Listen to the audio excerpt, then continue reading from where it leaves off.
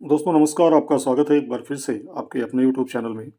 दोस्तों बात करेंगे 69,000 शिक्षक भर्ती में उत्तर कुंजी प्रकरण को लेकर और विशेष रूप से बात करेंगे इसमें रिकॉल सुनवाई के बारे में।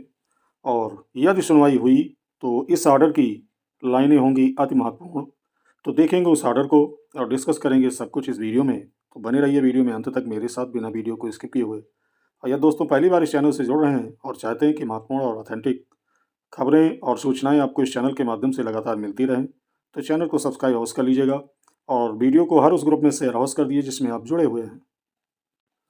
तो दोस्तों ये है कंटेम्प्ट का ऑर्डर।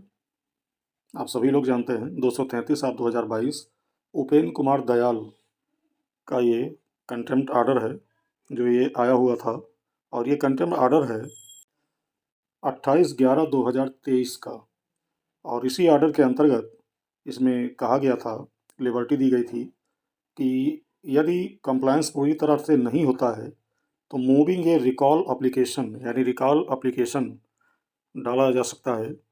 और आपको बता दें कि जब हम इस आदेश के पैरा नंबर 4 पर आते हैं यानी चौथे पॉइंट पर, तो यहाँ लिखा है when the court interacted with secretary examination regulatory authority he submitted that out of 2249 candidates 1 mark has already been awarded to 15 candidates यानी 15 कैंडिडेट्स की बात की गई है who are before this court for rest of the candidates he may be granted 15 days time for complying the order of division bench. और उसी क्रम में 5वें नंबर पर कहा गया है, जो पार्टी नंबर 2 की बात की गई है, कि opposite party number 2 Shri Pratap Singh Baghel, secretary basic education board UP, Prayagraj, submitted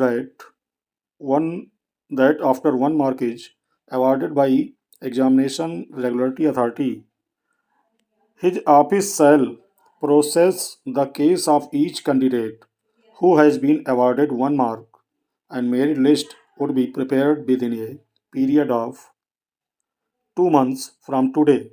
यानी इन्होंने टोटल कंप्लायंस की बात की है आज से 2 महीने के अंदर। अब इसका हम शुद्ध हिंदी अनुवाद देख लेते हैं, फिर आते हैं निष्कर्ष पर।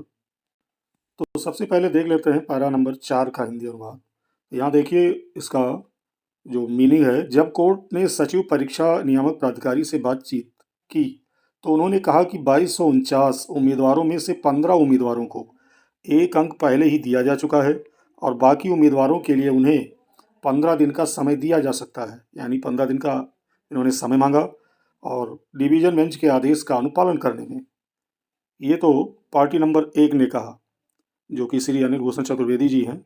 अब पैरा नंबर 5 की बात करें तो यहाँ सचिव साहब के बारे में है। तो आप देख सकते हैं विपक्षी नंबर 2 श्री प्रताप सिंह बघेल, सचिव बेसिक शिक्षा परिषद उत्तर प्रदेश प्रयागराज ने प्रस्तुत किया कि परीक्षा नियामक प्राधिकारी द्वारा 1 अंक दिए जाने के बाद उनका कार्यालय प्रत्येक उम्मीदवार के मामले पर कार्रवाई करेगा और जिन्हें 1 अंक दिया गया है और मेरिट सूची तैयार की जाएगी आज से 2 महीने की अवधि के अंदर।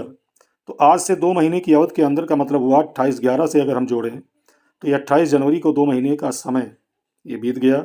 लेकिन नतीजा क्या है वो तो आप लोग भली भांति जानते हैं। लेकिन अब बात करें कि आगे क्या हो सकता है, तो दोस्तों कहीं ना कहीं इलाहाबाद से जो ये ऑर्डर आया है ये बेहतरीन ऑर्डर कहा जा सकता है, क्योंकि इसमें संपूर्ण 2249 की बात कही गई है। और रिकॉल में इन्हीं 2 पॉइंट पर जहाँ तक मुझे लगता है मजबूती से पैरवी करने की आवश्यकता है, तभी सभी का कल्याण इसमें निहित होगा। और नहीं तो विभाग की जो मंशा है अब तक जो रही है और पिछला जो इतिहास है उसको देखते हुए बहुत ज़्यादा भरोसा नहीं किया जा सकता।